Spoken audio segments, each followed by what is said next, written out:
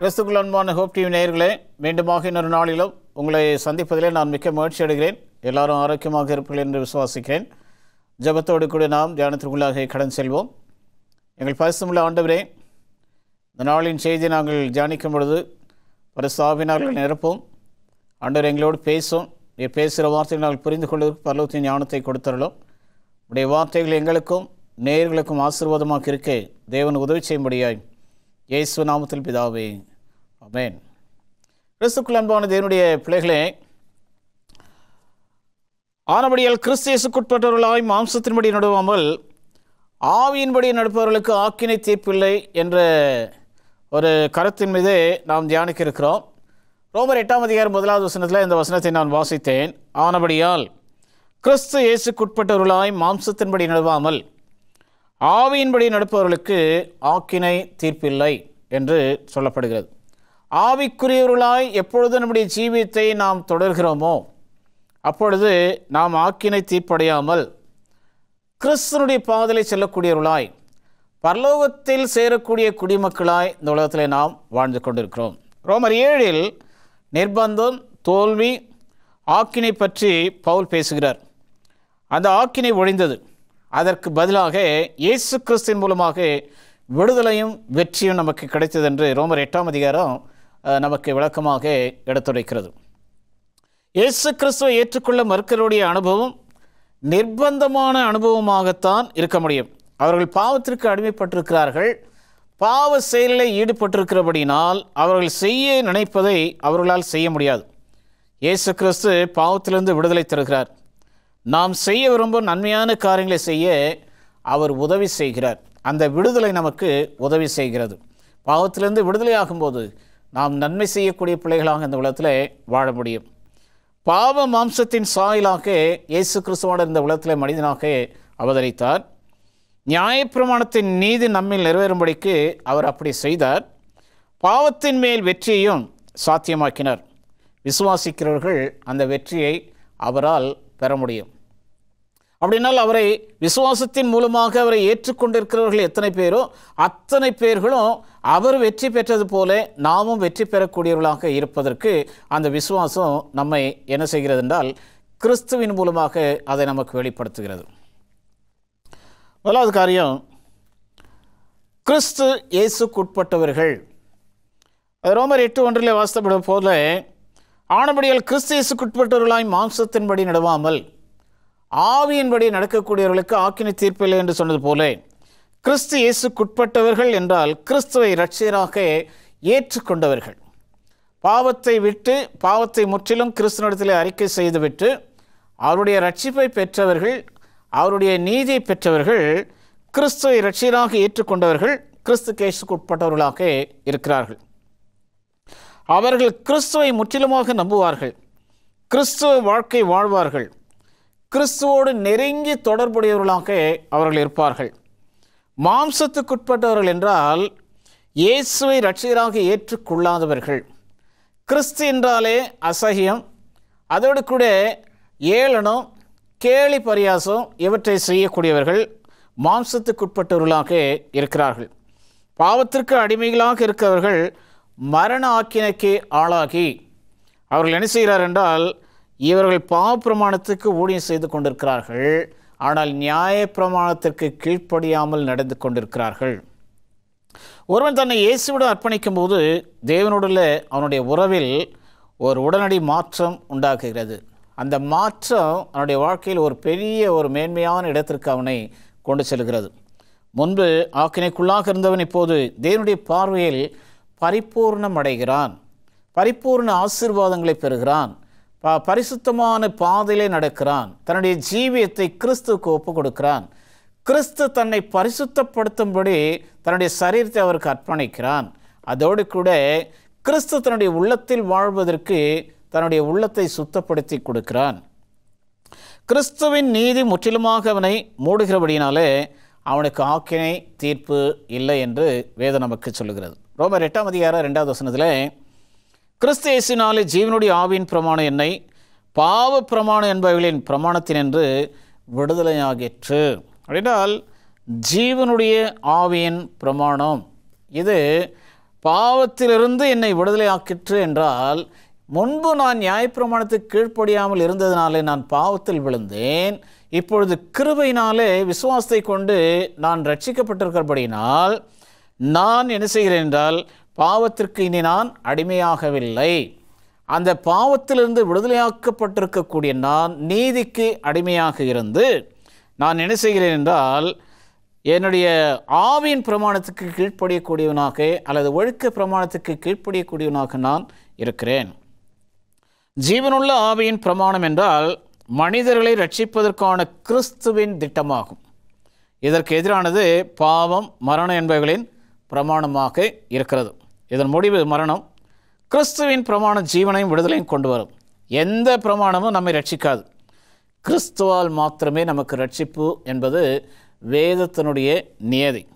ரோமர் 8ஆம் அதிகாரம் 3-4 வசனங்களே, அது எப்படி எனில், மாம்சத்தினாலே பலவீனமாக இருந்த நியாயப்பிரமாணம் செய்யக்கூடாததை தேவனை செய்யும்படிக்கு தம்முடைய குமாரனை பாவ மாம்சத்தின் சாயலாகவும் பாவத்தை போக்கும் பலியாகவும் அனுப்பி மாம்சத்திலே பாவத்தை ஆக்கினைக்குள்ளாக தீர்த்தார்.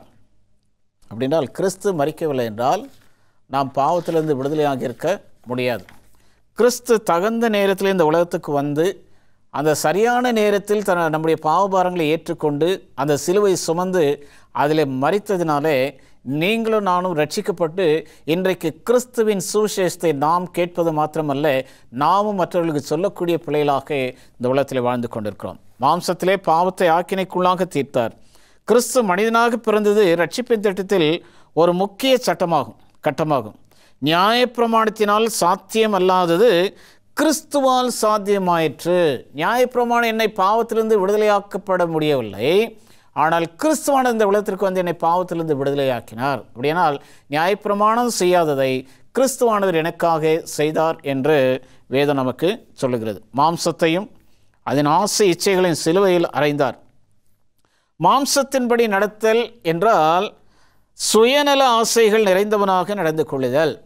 என்னிடத்தில் சுயநலம் இல்லாமல், என்னிடத்தில் அந்த இச்சைகள் இல்லாமல், ஆசைகள் இல்லாமல், நான் கிறிஸ்துவுக்காக என்ன செய்ய வேண்டுமோ அதை செய்வதற்காக என்னுடைய உள்ளங்களை கிறிஸ்துவானவர் தகுதிப்படுத்தி என்னை உணர்வுள்ளவனாக்கி உணர்ச்சிகளை கொடுக்கக்கூடியவராக ஆண்டவர் இருந்து என்னை அந்த ஒழுக்க பிரமாணத்துக்கு கீழ்ப்படியக்கூடிய மகளாக ஆண்டவர் நம்மை மாற்றுகிறார்.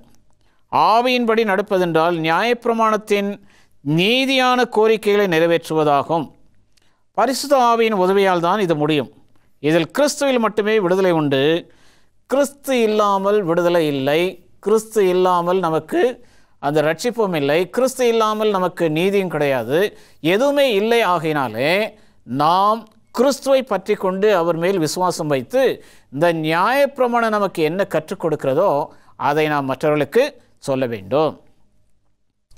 2வது காரியம், மாம்ச சிந்தையா ஆவியின் சிந்தையா? ரோமர் 8:5-6 அப்போஸ்தலனாகிய பவுல் இப்படியா சொல்றாரு, அன்றைய மாம்சத்தின்படி நடக்கிறவர்கள் மாம்சத்துக்குரியவர்களை சிந்திக்கிறார்கள், ஆவியின்படி நடக்கிறவர்களோ ஆவிக்குரியவர்களை சிந்திக்கிறார்கள். ஏன்னா நான் கிறிஸ்துக்குள் நான் வந்துவிட்டேன், கிறிஸ்துவை நான் ஏற்றுக்கொண்டேன், நான் ரட்சிப்படைந்தேன், கிறிஸ்துவின் நீதியை நான் அணிந்திருக்கிறேன் என்றால் ஆவிக்குரிய காரியங்களை குறித்து நாம் சிந்திக்கக்கூடியவர்களாக இருக்கிறோம். ஒருவேளை நான் ரட்சிக்கப்படாமல் இன்னும் பாவத்தில் இருக்கிறேன் என்றால் பாவத்துக்குரிய காரியங்களை மாத்திரமே என்னால் சிந்திக்க முடியும். ஏனென்றால் கிறிஸ்து எனக்குள் இல்லை, நான் கிறிஸ்துவை எனக்குள் நான் வரவழைக்கவில்லை, அவரை எனக்குள் வரும்படி நான் அழைப்பு கொடுக்காததுனால, கிறிஸ்து எனக்குள் வராததுனால சாத்தான் எனக்குள் இருக்கிறான், பாவம் எனக்குள் பிரவேசித்திருக்கிறது, பாவ சிந்தை உடையவனாகவே நான் இந்த உலகத்தில் வாழ்ந்து கொண்டிருக்கிறேன். 6வது வசனத்தில் சொல்லப்படுகிறது, மாம்ச சிந்தை மரணம், ஆவின் சிந்தையோ ஜீவனும் சமாதானமாம். அப்படின்றால் நியாயப்பிரமாணத்துக்கு விரோதமாக நான் செய்யும் பொழுது, நியாயப்பிரமாணத்தை தவறும் பொழுது, நியாயப்பிரமாணம் என்னை என்ன செய்கிறது என்றால் நான் தவறினபடினால என்னை மரணத்துக்கு கொண்டு செல்கிறது. ஆனால் ஆவியின் சிந்தை, பரலோகத்தை குறித்ததான சிந்தைகளை நான் உடையவனாக இருந்தால் அது சமாதானத்துக்கும் ஜீவனுக்கும் என்னை கொண்டு செல்கிறது என்று பவுலார் இங்கே சொல்லுகிறார். மாம்சத்தின்படி என்றால் மாம்சம் சொல்லுகிறபடி, மாம்சம் என்ன சொல்லுகிறதோ, மாம்சம் என்ன சிந்திக்கிறதோ அதை மாத்திரமே நான் செய்ய கடமைப்பட்டவனாக இருக்கிறேன். சிந்தை என்றால் நாட்டம் அல்லது நோக்கம். அதாவது ஒரு சாரார் தங்கள் சுபாவ ஆசைகளை நிறைவேற்றுவதில் நாட்டம் வைக்கிறார்கள், நோக்கம் வைக்கிறார்கள். மற்றொரு சாரார் தேவனுடைய கட்டளையின்படி நடப்பதற்கு ஆவிக்குரியவர்களில் நோக்கமாய் இருக்கிறார்கள் அல்லது நாட்டமாய் இருக்கிறார்கள். அப்படின்றால் நாம் எதிலே நாட்டமுள்ளவர்களாக இருக்கிறோம்? மாம்சத்துக்குரிய காரியங்களை செய்வதற்கு நாட்டமுள்ளவர்களாக இருக்கிறோமா, அல்லது ஆவிக்குரிய சிந்தனைகளை உடையவர்களாக இருந்து நல்ல காரியங்களை செய்வதற்குண்டான யோசனைகள் நம்மிடத்தில் இருக்கிறது என்பதை நாம் சிந்தித்து பார்க்க வேண்டும். ரோமர் 8 அதிகாரம் 7-8 வசனங்களில் பவுலார் இப்படியே சொல்லுகிறார், எப்படி என்றால் மாம்ச சிந்தை தேவனுக்கு விரோதமான பகை, அது தேவனுடைய நியாயப்பிரமாணத்துக்கு கீழ்ப்படியாமலும் கீழ்ப்படியக்கூடாமலும் இருக்கிறது. நான் நியாயப்பிரமாணத்தை கைக்கொள்ளவில்லை என்றால் நான் தேவனுக்கு பகையாளியாக இருக்கிறேன். ஏனென்றால் நீங்கள் ஏன் சொல்வது, நான் ஏன் கைக்கொள்வது என்ற முறையில் அது கலகத்திற்கு கொண்டு செல்லக்கூடியதாக, பாவத்தை செய்யக்கூடிய ஒரு காரியமாக அது காணப்படுகிறது. ஆனாலும் நானும் கீழ்ப்படிய மாட்டேன், மற்றவர்களும் கீழ்ப்படிய செய்ய மாட்டேன். அவர்கள் தேவ சித்தத்தை செய்வதற்கு அக்கறை காட்ட மாட்டார்கள். கிறிஸ்து இல்லாமல் அவருடைய கற்பனைக்கு கீழ்ப்படியவே முடியாது. அப்படின்றால் கிறிஸ்து என்னுடைய வாழ்வில் எப்பொழுது தங்கி ஸ்தாபிக்கிறார் என்னுடைய உள்ளத்தில், அப்பொழுது அவர் சொல்லுகிற வார்த்தைகளுக்கெல்லாம் நான் கீழ்ப்படிந்து நடப்பதற்கு எனக்கு உதவியாக இருக்கும். கிறிஸ்து இல்லாத ஜீவியம் நியாயப்பிரமாணத்தை மீறக்கூடிய ஜீவியமாக இருக்கும்.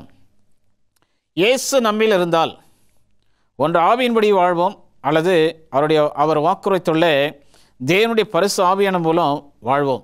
இல்லை என்றால், இயேசு இல்லை என்றால் பாவ சுபாவங்களோடும் மாம்ச சுபாவங்களோடும் இந்த உலகத்தில் வாழ்ந்து கிறிஸ்து இல்லாத ஜீவியத்தை நான் ஜீவித்து கொண்டிருப்பேன். அப்படிப்பட்ட ஜீவியம் கனி கொடுக்கப்பட மாட்டாத ஒரு ஜீவியமாக இந்த உலகத்தில் இருக்கும். ஆனால் அந்த ஜீவியத்தோடு நாம் மரிப்போம். இனி நமக்கு முதலாம் உயிர்த்தெழுதலில் பங்கு இல்லாமல் இருக்கும். இரண்டாம் உயிர்த்தெழுதலில் உயிர்த்தெழுவோம். ஏனென்றால் ஆக்கினையை அடைவதற்காக அந்த உயிர்த்தெழுதலில் நாம் பங்கேற்கிறோம். மத்தேயு 12 அதிகாரம் 30 வசனத்தில் ஆண்டவராகிய இயேசு கிறிஸ்து சொல்கிறார், என்னோடே இராதவன் எனக்கு விரோதியாக இருக்கிறான், என்னோடே சேர்க்காதவன் சிதறடிக்கிறான் என்று சொல்லி ஆண்டவர் சொல்கிறார். ஆண்டவர் அவரோடு சேர்ந்து இருக்க வேண்டும். யோவான் 15 அதிகாரத்தில் வாசிக்கிறோம், கொடியானது செடியில் இணைந்திருந்தால்தான் அது மிகுந்த கனிகளை கொடுக்க முடியும். இந்த கொடி செடியை விட்டு தனியாக போயிட்டு நான் தனியாக இருக்கிறேன், இந்த செடியோடு இருக்க முடியாது என்னால் அப்படின்னு சொல்லிட்டு தனியாக போனால் அந்த கொடியானது என்ன செய்யும் என்றால் வாடி வதங்கி கனி கொடுக்க மாட்டாத ஒரு கொடியாக இருக்கும். ஆனால் எப்பொழுது அந்த கொடி செடியோடு இணைந்து வாழ்கிறதோ அப்பொழுது அது மிகுந்த கனிகளை கொடுக்கக்கூடியதாக இருக்கும் என்று ஆண்டவர் சொல்கிறார். தேவனோடு நாம் இணைந்திருந்தால் மிகுந்த கனிகளை கொடுக்கக்கூடியவர்களாக இருப்போம். தேவனோடு இணைந்திராமல் தனியே போய் நமக்கு நாமே வாழ்வோம் என்று சொல்லிக்கொண்டால் நம்மால் மிகுந்த கனிகளை கொடுக்க முடியாது. ரோமர் 8 அதிகாரம் 9-14 வரைக்கும் நீங்கள் வீட்டில் வாசிங்க. மாம்சத்துக்குட்பட்ட வாழ்க்கை வேறு, ஆவிக்குட்பட்ட வாழ்க்கை வேறு. ஆவிக்குட்பட்ட வாழ்க்கையை ஆவியானவர் கட்டுப்படுத்துகிறார். அவருடைய கண்ட்ரோலில் இருக்கும். அவர் என்ன சொல்கிறாரோ அதன்படி ஆவிக்குட்பட்டவர்கள் நடப்பார்கள். அப்படினால் அந்த ஆவியானவர் நம்மை தீமையான வழியில் நடத்த மாட்டார், நன்மையான வழியில் நம்மை நடத்தி அதை எதை செய்ய வேண்டுமோ எதை செய்யக்கூடாது என்பதை ஆவியானவர் நமக்கு உணர்த்துவார். ஆவிக்குட்பட்ட வாழ்க்கையை ஆவியானவர் கட்டுப்படுத்துகிறார். அவர் கிறிஸ்துவின் பிரதிநிதி என்பதாலும் அவர் மூலமாகவே கிறிஸ்து தம் பிள்ளைகளில் வாசம் செய்வதாலும் இது நடக்கும். நான் கிறிஸ்துவிலும் கிறிஸ்து என்னிலும் இருந்து நான் வாழ்க்கை நடத்தும் போது ஆவியானவர் என்னை கண்ட்ரோல் செய்கிறார். அவர் எங்கெங்கே என்னை வழிநடத்துகிறாரோ அதன்படி நான் செல்வதற்கு என்னை நான் ஆயத்தப்படுத்துவேன். ஆவியானவர் என்னை கட்டுப்படுத்தாத வரைக்கும் நான் பாவத்திலேயே இருப்பேன். ஆகவே நம்முடைய ஜீவியத்தை ஆண்டவருக்கு நாம் ஒப்பு கொடுத்து ஆண்டுடைய பாதையிலே நடப்பதற்கு நாம் என்ன செய்வோம் என்றால் அவரோடு இணைந்து இசைந்து இருக்கும் பொழுதுதான் அப்படிப்பட்ட ஒரு வாழ்க்கை நமக்கு கிடைக்கும். பாவத்திற்கு ஊழியம் செய்கிற சரீரமானது அழிக்கப்படுகிறது. பழைய மனுஷன் அவரோடு கூட சிலுவையில் அறையப்படுகிறான். ஞானஸ்தானத்தின் மூலம் புதிய ஜீவனுள்ளவர்களாக நடந்து கொள்ள எழும்புகிறான். அப்படி என்றால் பழைய மனிதன் கிறிஸ்துவோடு சிலுவையில் அறையப்பட வேண்டும். கலாத்தியர் 2:20 வாசிக்கிறோம். அப்போஸ்தலனாகிய பவுல் சொல்கிறார், கிறிஸ்துவுடனே கூட நான் சிலுவையில் அறையப்பட்டேன் என்று சொல்கிறார். அப்படி என்றால் பவுலார் சிறையில் அடைக்கப்பட்டாரா என்று சொல்லும்போது பவுலார் சிலுவையில் அறைக்கப்படவில்லை, ஆனால் அவருடைய பாவங்கள் சிலுவையில் அறைகின்றது. அப்படி என்றால் கிறிஸ்துவானவர் பவுலுடைய பாவங்களையும் சுமந்தார் கல்வாரி சிலுவையில். அப்படினால் நீங்களும் நானும் சிலுவையில் அறையப்பட்டிருக்க வேண்டும். எப்படி? நம்முடைய பாவங்களை கிறிஸ்துவின் மேல் வைத்ததினால். இந்த உலகத்தில் வாழக்கூடிய எல்லா மக்களுக்காகவும் கிறிஸ்து மரித்தார். ஆகவே நம்முடைய பாவங்களை அவர் சுமந்ததினாலே நாமும் கிறிஸ்துவுடனே கூட சிலுவையில் அறையப்பட்டிருக்கிறோம் என்பதை நாம் உணர்ந்து கொள்ளக்கூடியவர்களாக இருக்கிறோம். மூன்றாவது காரியம், புத்திர சுவீகாரத்தின் ஆவி. ரோமர் 8:15 பவுலர் சொல்கிறார், அந்தபடி திரும்பவும் பயப்படுகிறதற்கு நீங்கள் அடிமைதனத்தின் ஆவியை பெறாமல் அப்பா பிதாவே என்று கூப்பிட பண்ணுகிற புத்திர சுவீகாரத்தின் ஆவியை பெற்றீர்கள். அதாவது சுதந்திரத்தை அடையக்கூடியவர்களாய், ஒரு உரிமையை கோடக்கூடியவர்களாய், தகப்பனுக்கு பிள்ளைகளாக இருக்கக்கூடியவர்களாய் நாம் இருப்பதற்கு ஆண்டவர் நம்மை விடுதலையாக்கியிருக்கிறார். அப்படினால் இன்னும் நான் பயப்பட வேண்டிய அவசியம் இல்லை. நான் பாவம் செய்தேன், என்னுடைய பாவத்தில் நான் எப்படி வாழ்வேன் என்ற பயத்தை ஆண்டவர் நீக்கி அந்த பாவத்திலிருந்து நம்மை விடுதலையாக்கியிருக்கிறபடினால் நாம் பிதாவின் வாரிசுகளாக ஆக்கப்பட்டிருக்கிறோம். புத்திர சுவீகாரம் என்றால் நமக்கு கிடைக்கக்கூடிய அந்த சுதந்திரத்தை பெறக்கூடியவர்களாக கிறிஸ்துவானவர் நம்மை தகுதியாக்கியிருக்கிறார். இந்த புதிய உறவில் பயத்திலிருந்து நமக்கு விடுதலை கிடைக்கிறதால் அடிமைகள் அடிமைதனத்தில் இருக்கிறார்கள். தங்கள் எஜமானுக்கு எப்போதும் பயந்தே அவர்கள் வாழ வேண்டும். எத்தனை வருடங்கள் ஊழியம் செய்தாலும் அவர்களுக்கு எந்த ஆதாயமும் கிடைக்காது. ஆண்டவராகிய இயேசு கிறிஸ்து சொல்கிறார் யோவான் 15 இனி நான் உங்களை ஊழியர்கள் என்று அழைக்கவில்லை, சீஷர்கள் என்று அழைக்கவில்லை, சிநேகிதர்கள் என்று அழைக்கிறேன் என்று சொல்கிறார். ஏனென்றால் எஜமான் தன்னுடைய வேலையாட்களிடத்தில் எந்த காரியத்தையும் ரகசியத்தையும் சொல்ல முடியாது. ஆனால் நண்பன் என்று சொல்லும்போது, சிநேகிதன் என்று சொல்லும்போது, நான் எல்லா காரியத்தையும் உங்களுக்கு நான் வெளிப்படுத்துகிறேன், ஓப்பனாக பேசுகிறேன் அப்படின்றார். அப்படினால் சிநேகிதனாக இருக்கக்கூடியவர் தனக்கு சொல்லப்பட்ட எல்லா காரியத்தையும் சிநேகிதர்களோடு பகிர்ந்து கொள்கிறார். ஆகவே எனக்கு அன்பான தேவனுடைய பிள்ளைகளே, இந்த புதிய உறவில் நாம் பாவத்திற்கு அடிமைகளாக வேலை பார்த்து கொண்டிருக்கிறோமா, அல்லது சுதந்திரத்தை பெற்றவர்களாய் தேவனுடைய பிள்ளைகளாக நாம் இருக்கிறோமா? யோவான் எழுதின சுவிசேஷம் 1:12 வாசிக்கிறோம், அவருடைய நாமத்தின் மேல் விசுவாசம் உள்ளவர்களாக எத்தனை பேர் அவர்களை ஏற்றுக்கொள்கிறார்களோ அத்தனை பேர்களும் அவருடைய குமாரர்களும் குமார்த்திகளும் ஆவதற்கு தேவன் அவர்களுக்கு அதிகாரம் கொடுத்திருக்கிறார் என்று இந்த வசனத்தில் வாசிக்கிறோம். எனக்கு அன்பான தேவனுடைய பிள்ளைகளே, நாம் அவர் மேல் விசுவாசம் வைத்தால் அவருடைய குமாரர்களும் குமார்த்திகளுமாக ஆகிறோம். பாவத்திலே விழுந்து கிடந்தால் நாம் சாத்தானுக்கு அடிமைகளாக இருக்கிறோம், தேவனுக்கு விரோதமான பிள்ளைகளாக மாறுகிறோம். தேவனுக்கு சுதந்திரமான பிள்ளைகளாக வாழும்போது புத்திர சுவீகாரத்தை பெறக்கூடிய பாக்கியத்தை ஆண்டவர் நமக்கு கொடுக்கிறார். யோவான் எழுதின சுவிசேஷம் 14:2-3 ஆண்டவர் சொல்வார், என் பிதாவின் வீட்டில் அநேக வாசஸ்தலங்கள் உண்டு, அப்படி இல்லாதிருந்தால் நான் உங்களுக்கு சொல்லியிருப்பேன், ஒரு ஸ்தலத்தை உங்களுக்காக ஆயத்தம் பண்ண போகிறேன், நான் போய் உங்களுக்காக ஒரு ஸ்தலத்தை ஆயத்தம் பண்ணின பின்பு நான் இருக்கிற இடத்துல நீங்கள் இருக்கும்படி நான் மறுபடியும் உங்களை என்னிடத்தில் சேர்த்துக்கொள்வேன் என்று ஆண்டவர் வாக்குத்தத்தம் பண்ணியிருக்கிறார். அப்படியானால் அந்த புத்திர சுவீகாரத்தை நாம் அடைவதற்கு ஆண்டவர் நம்மை தகுதிப்படுத்தி அந்த உரிமையை நமக்கு ஆண்டவர் கொடுத்திருக்கிறார். ஆனால் இயேசு கிறிஸ்துவை கொள்ளுகிறவர்களுக்கு அப்படி அல்ல. முதலாவது அவர்கள் தாங்களாகவே விரும்பி அவருக்கு ஊழியம் செய்கிறார்கள். அப்படி அந்த புத்திர சுவீகாரம் பெற்றவர்கள் தாங்களாகவே சென்று தேவனுடைய ஊழியத்தை செய்யக்கூடிய பிள்ளைகளாக இருப்பார்கள். இரண்டாவது, பயமில்லாமல் ஊழியம் செய்வார்கள். பூரண அன்பு பயத்தை புறம்பே தள்ளும் என்று 1 யோவான் 4:18 நாம் வாசிக்கிறோம். மூன்றாவது, பிள்ளைகளாக அவர்கள் தத்தெடுக்கப்படுவதால் விலை மதிக்க முடியாத சுதந்திரத்தை சுதந்திரிக்கும்படி அவர்கள் என்ன செய்கிறார்கள்? சுதந்திரவாளிகளாக ஆண்டவர் அவர்களை மாற்றுகிறார். சுதந்திரவாளிகளாக மாற்றும் பொழுது அவர்கள் எதற்கும் பயப்பட வேண்டிய அவசியமில்லை. உலகத்தில் எது நடந்தாலும் தைரியமாக நின்று அதை ஜெயித்து கிறிஸ்துவுடனே கூட வெற்றி பெற்று பிள்ளைகளாக அவர்கள் வாழ்வதற்கு தங்களை அர்ப்பணிப்பார்கள். எஸ்டி பைபிள் காமெண்ட்ரியில் வால்யூம் 6 பக்கம் 1077 அம்மையார் இப்படியா சொல்கிறாங்க, அடிமைதான ஆவியானது நம் சொந்த பலத்தால் நியாயப்பிரமாணத்தின் கோரிக்கைகளை நிறைவேற்ற முயன்று அதன் மூலம் கிறிஸ்துவத்தை நம்பி வாழ்வதால் உருவாவதாகும். ஆபிரகாமின் உடன்படிக்கையின் கீழ் மட்டுமே நமக்கு நம்பிக்கை உண்டு. இது இயேசு கிறிஸ்துவின் மேலுள்ள விசுவாசத்தின் மூலமாக கிருபையின் உடன்படிக்கையாகும். நாம் தேவனுடைய பிள்ளைகளாக இருக்கிறோம் என்று ஆவியானவர் தாமே நம்முடைய ஆவியினுடைய கூட சாட்சி கொடுக்கிறார் என்று ரோமர் 8:16 அதை வாசிக்கிறோம். இங்கே அம்மையார் சொன்ன விதமாக அடிமைதான ஆவியானது நம்முடைய சொந்த பலத்தால் நியாயப்பிரமாணத்தின் கோரிக்கைகளை நிறைவேற்ற முயன்று அதன் மூலம் கிறிஸ்துவத்தை நம்பி வாழ்வதால் வருவதாகும். ஆபிரகாமின் உடன்படிக்கையின் கீழ் மட்டுமே நமக்கு நம்பிக்கை இருக்கிறது. அந்த ஆபிரகாம் தேவனை விசுவாசத்தினால் அது அவனுக்கு நீதியாக எண்ணப்பட்டது. அந்த ஆபிரகாமின் மூலமாக நாம் எத்தனை பேர் கிறிஸ்து மேல் நம்பிக்கை வைத்து விசுவாசம் வைத்து நாம் வாழ்கிறோமோ அந்த சுதந்திரத்தை ஆண்டவராக இயேசு கிறிஸ்து நமக்கு கொடுத்து நாம் புத்திர சுவீகாரத்தை அடையும்படியான ஒரு பாக்கியத்தை ஆண்டவர் உங்களுக்கு எனக்கு கொடுத்து வழிநடத்துவாராக. நாம் பிள்ளைகளாக ஏற்றுக்கொள்ளப்பட்டதா ஏற்றுக்கொள்ளப்பட்டதை தேவ ஆவியானவர் நமக்கு சாட்சி பகர்கிறார். நாம் புத்திர சுகாரத்தை பெறக்கூடியவர்கள் என்றால் நாம் பிள்ளைகள், தேவனுடைய பிள்ளைகள்.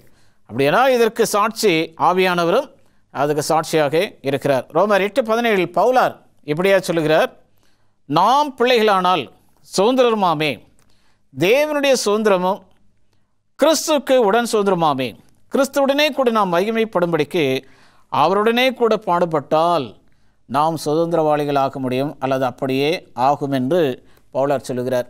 அப்படின்றால் பாடுபட வேண்டிய கடமையும் நம்முடைய நேதையில் இருக்கிறது. கிறிஸ்து எப்படி பாடுபட்டாரோ கிறிஸ்துவை உடையவர்களும் பாடுபடும் பொழுதுதான் அந்த பரலோகத்தில் நமக்கு சுதந்திரம் கிடைக்கும். நாம் தேவ குடும்பத்தில் அங்கத்தினர்கள், நாம் பிள்ளைகள், சுதந்திரவாளிகள். நாம் தகப்பனிடத்திலிருந்து இதை பெறுகிறோம். இது தேவனிடமிருந்து நமக்கு கிடைக்கக்கூடிய புதிய அந்தஸ்து, புதிய ஆசீர்வாதம். எஸ்ஏ பைபிள் காமெண்ட்ரியில் வால்யூம் 6 பக்கம் 568 569 பக்கத்தில் அம்மையார் எழுதுகிறாங்க, இவ்வுலகில் விசுவாசிகள் உபத்திரமும் சோதனையும் இல்லாத வாழ்க்கையை வாழலாம் என்று ரட்சிப்பின் திட்டம் உறுதியளிக்கவில்லை. மாறாக அவர்கள் கிறிஸ்துவைப் போல சுயமறுப்பும் நிந்தையுமான வாழ்க்கையை வாழும்படி அது அழைக்கிறது. அத்தகைய சோதனையிலும் உபத்திரவத்திலும் தான் கிறிஸ்துவின் குணம் அவருடைய மக்களில் உருவாகி வெளிப்படுகிறது. கிறிஸ்துவோடு அவருடைய உபத்திரவங்களில் பங்கு பெறும்போது நாம் அறிவிலும் ஒழுக்கத்திலும் வளர்ந்து இனிவரும் மகிமைகளில் பங்கு பெற நம்மை ஆயத்தப்படுத்துகிறோம். ஆகவே எனக்கு அன்பான தேவனுடைய பிள்ளைகளே, இப்படிப்பட்ட ஒரு காரியங்களில் நாம் ஈடுபடும்போது எப்படிப்பட்ட உபத்திரங்கள் வந்தாலும் நாம் சோர்ந்து போகாதபடி நம்முடைய வாழ்க்கையை கிறிஸ்துவுக்கு அர்ப்பணித்து அவர் இந்த உலகத்தில் வெற்றி பெற்றது போல நாமும் அவருக்குள் இருக்கும்போது வெற்றி காண்போம் என்ற நிச்சயத்தோடு நாம் வாழும்போது நிச்சயமாகவே ஆண்டவர் அந்த வெற்றியை நமக்கு கொடுப்பார். டெஸ்டிமோனிஸ் வால்யூம் 7 பக்கம் 229 அம்மையார் எழுதுகிறாங்க, தேவ சிங்காசனத்திலிருந்து இறக்கப்பட்டுள்ள சங்கிலியானது ஆழங்கள் மட்டும் எட்டுவதற்கு போதுமானது. சீர்கேட்டின் குழியிலிருந்து படுபாவியையும் தூக்கி தேவனுடைய புத்திரராகவும் அழியாத சுதந்திரத்தை பெறும் கிறிஸ்துவின் சுதந்திரவாளிகளாகவும் பெற்றுக்கொள்ளும் நிலையில் அவர்களை வைப்பதற்கு கிறிஸ்து போதுமானவர் என்று அம்மையார் எழுதுகிறாங்க.